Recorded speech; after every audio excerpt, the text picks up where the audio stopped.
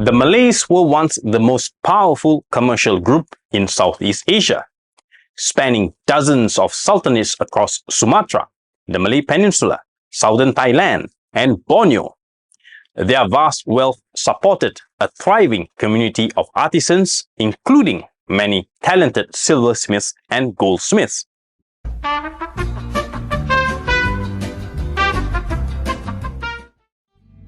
Okay, hi guys, and welcome back to the Keris Collector YouTube channel. Today, I'm thrilled to share with you another fantastic book that I recently finished reading. Now, let's be real for a moment. When it comes to factual non-fiction, especially those related to history and culture, many titles often fall flat. Most of them just skim the surface, barely scratching the depths of the past. And then you have those that are just obsessed with past glories, packed with stories that have zero relevance whatsoever to any meaningful impact on today's world. You know, the ones that make you wonder if the authors were just bored and decided to write a self-congratulatory memoir instead. Even worse, some try to pass off their work as a biography, but are ridiculously selective about which stories they tell and which heroes they choose to feature. And if you know these people personally, it is clear that their objective is pure propaganda. But lo and behold, this year kicked off with a bang, thanks to a well-written gem that's worth adding to any library. I will be revealing the intricate details from this book and my top 5 reasons why it's a fantastic investment and addition to your collection. All that right after this intro roll. Oh, and do stick around because I will also be sharing where you can purchase this book at a reasonable price without costing you an arm and a leg, saving you from getting ripped off by middlemen who jacks up the price of this work at twice to thrice the original price. Keep watching to learn more.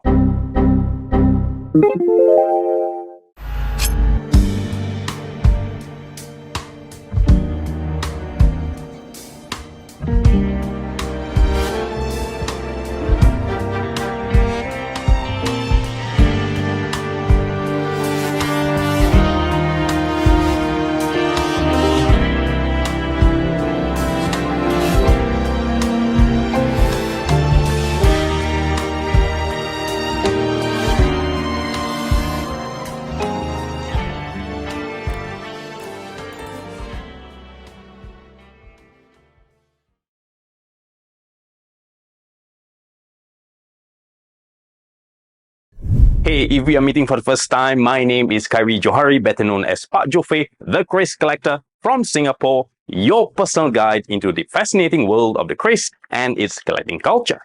If you are a fan of history, art, and mythology embodied into these traditional daggers that we natives of the Malay world refer to as the Keris, be sure to subscribe to this channel and join our community right here on the Keris Collector YouTube channel. The Malays were once the most powerful commercial group in Southeast Asia, spanning dozens of sultanates across Sumatra, the Malay Peninsula, southern Thailand, and Borneo. Their vast wealth supported a thriving community of artisans, including many talented silversmiths and goldsmiths. But as with many great civilizations, envy and greed from competitors led to their downfall. And just like their commercial might, the beautiful silver and gold work of the Malays has been largely forgotten. Now, this is the opening anecdote from Malay Silver and Gold, Courtly Splendour from Indonesia, Malaysia, Singapore, Brunei, and Thailand by Michael Backman. This book, which just hit the shelves, caught my attention immediately, and I read every word from cover to cover. If you are a collector of Malay material culture, this book is a must-have before it goes out of print. You see, books on Malay silver and gold are extremely rare. In fact, I only have 2 other titles in my library that discusses this subject. Oriental Silverwork, Malay and Chinese by Henry Ling Roth, published in 1910, and Silverware of Southeast Asia by Sylvia Fraser Lu, published in 1989. With this latest edition, Michael Backman really does justice to the Malays of Nusantara. For too long, Malay culture and traditions have been overshadowed by the Javanese, Bugis, and Minangs, who often portray themselves as the dominant economic forces of the time. The author Michael Backman presents evidence that debunks these exaggerated claims in a well-researched and comprehensive manner. This is why I have immense respect for independent authors like Backman, who write out of personal passion, remaining objective and sticking to factual evidence without any ulterior motives. Unlike some government or privately funded authors whose works can be exploitative or self-serving. As someone who specializes in journalism, I have learned to read between the lines, and I can tell you for a fact, many non-fiction history books published in recent years contain hidden political agendas disguised as cultural preservation. Maybe one day I will start a spin-off series where I dissect and trash such books. But for now, let's focus on the gems like Malay Silver and Gold that deserve our undivided attention. Okay, story time. I faced criticism for emphasizing that every ethnicity and culture within Nusantara deserves equal respect and recognition, especially in terms of intangible cultural heritage and tradition. It's disturbing to me how tolerance and respect for different opinions seem to be dying virtues. More and more, I see people getting easily triggered and reacting emotionally, especially in my comments section. There's a huge difference between having an intelligent civil discourse and just ranting from a place of bigotry and ignorance. The latter, filled with uneducated and uncouth hypotheses, reeks of insecurity. Now, it's mind-boggling to me that in this day and age of scientific and technological advances, so many are still stuck in past glories, claiming events and artifacts as their own from a bygone era. It's almost comical when one country insists that everything belongs to them. Now, what's the plan here? Are you all expecting royalty payments? Now, unless these heritage were produced post-independence, the only rightful claimants were those who lived before independence and colonization. If you are so fixated on the past, why not disband the nation and reinstate the old monarchies and feudal kingdoms? Let's see how well that goes. Our purpose today is to honor traditions and pass the wisdom of the past to the next generation. Yet, I see people hyping up shallow surfaces or tradition rather than the deeper philosophy and wisdom that they actually conceal. The book I'm sharing today is a testament against all the bigoted beliefs that the Malays are lazy, copycats, or losers. It counters all manner of derogatory stereotypes and fallacies. Now, I am a Malay, and while I'm proud of this book, I'm also saddened that it took an outsider like Michael Backman to write it. He is not a Malay, but, like authors before him, his admiration for Malay culture inspired him to create this work. He argues that sometimes an outsider's perspective can provide a clearer view. The advantage to this approach is that the author is not influenced or cursed by common knowledge or traditions. offering a truly unbiased and non-Orientalist perspective. Perhaps we Malays can learn something from this. Focus less on the romanticized past and more on what is relevant today. Now, before I dive into the content of this book, let me formally introduce the author, the esteemed Mr. Michael Backman. Mr. Backman is an art historian, economist, and writer. He has authored and co-authored 8 other books on Asian art, culture, politics, and economics, with editions published in English, Chinese, Spanish, Vietnamese, and Indonesian. He is also a dedicated collector of Southeast Asian art and runs his own gallery in central London.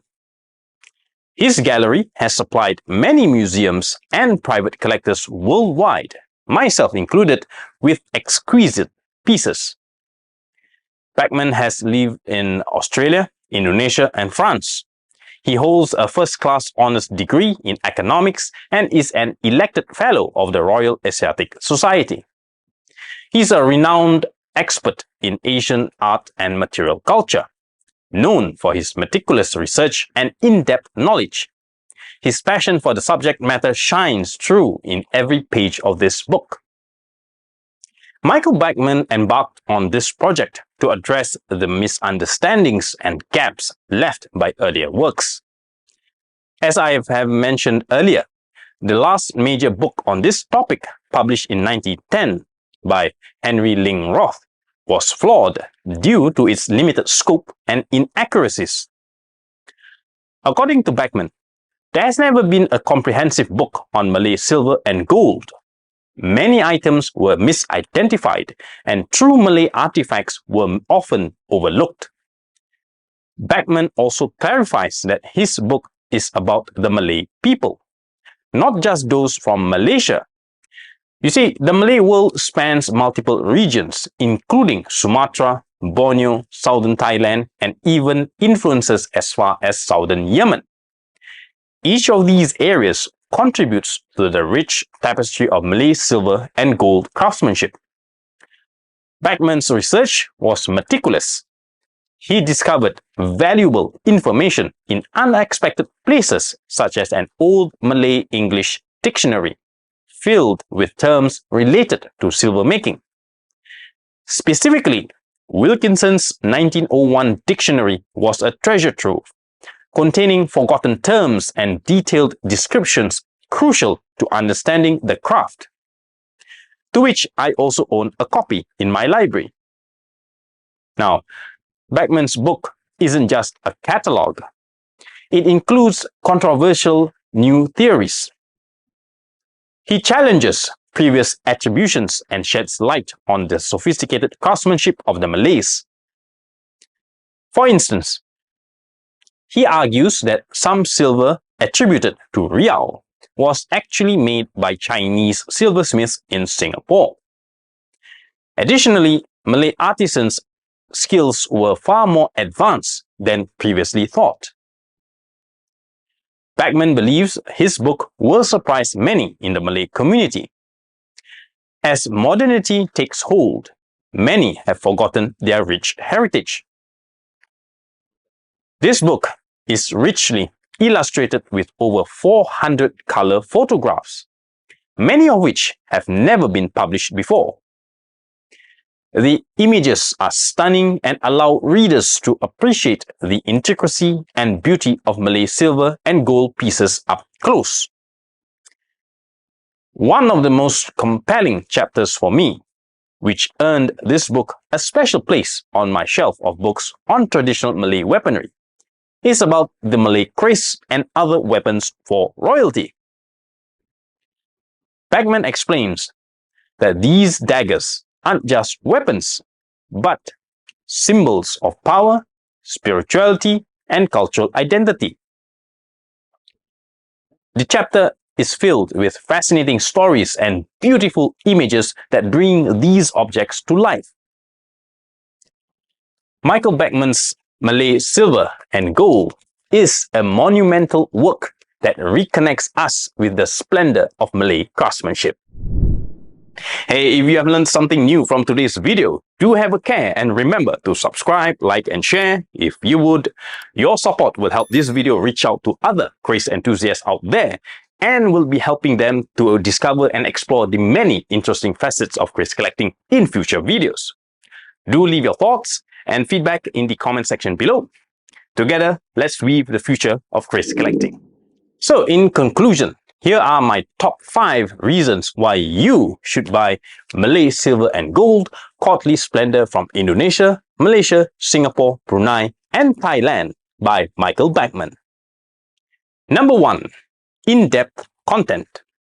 No fluff, just pure, valuable information you won't find elsewhere. Number 2. Beautiful illustrations. The photography is absolutely stunning, making the artifacts come alive. Number 3. Cultural insights. Backman provides context that fits these pieces into the broader cultural and historical narrative. Number 4. Author's expertise. Backman is a respected expert in Asian art and material culture, and his passion is evident throughout this book. And last but not least, at number 5, practical value.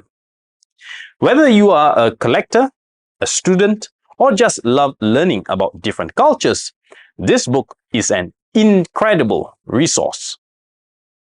Hey, if you are interested in grabbing a copy for yourself, check out the link in the description below.